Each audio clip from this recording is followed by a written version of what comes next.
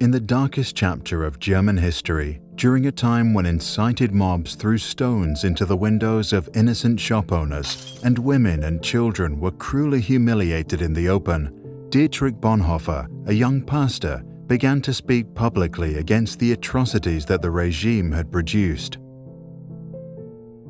After years of trying to change people's minds, Dietrich Bonhoeffer came home one evening and his own father had to tell him that two men were waiting in his room to take him away. In prison, Bonhoeffer began to reflect on how his country of poets and thinkers had turned into a collective of cowards, crooks, and criminals. Eventually, he concluded that the root of the problem was not malice, but stupidity.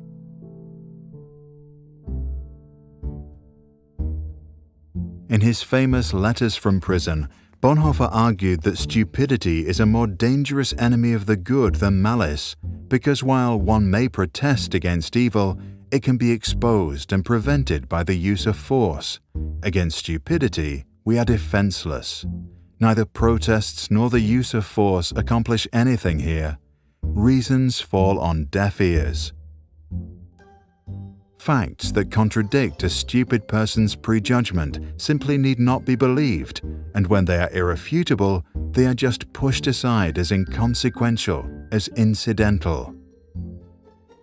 In all this, the stupid person is self-satisfied and, being easily irritated, becomes dangerous by going on the attack. For that reason, greater caution is called for when dealing with a stupid person than with a malicious one.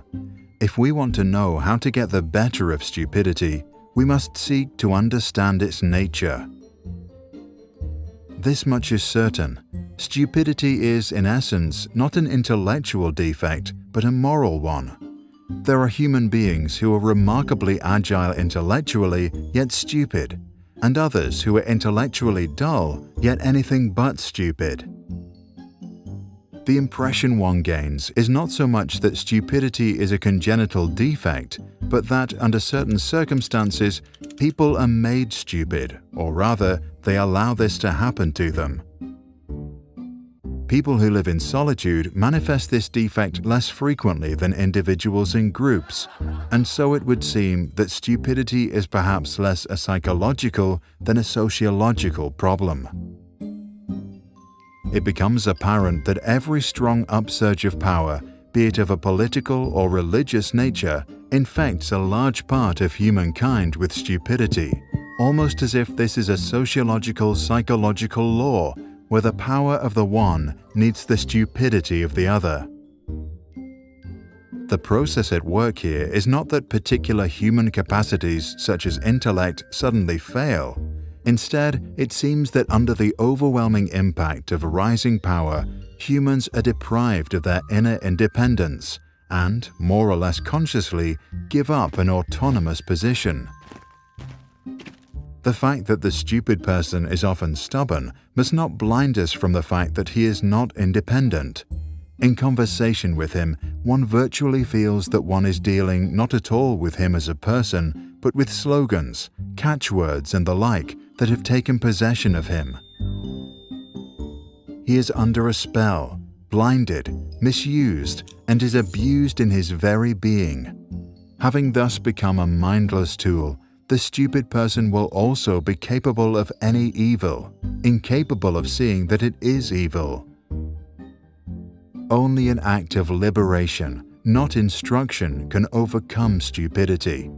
Here, we must come to terms with the fact that in most cases, a genuine internal liberation becomes possible only when external liberation has preceded it. Until then, we must abandon all attempts to convince the stupid person.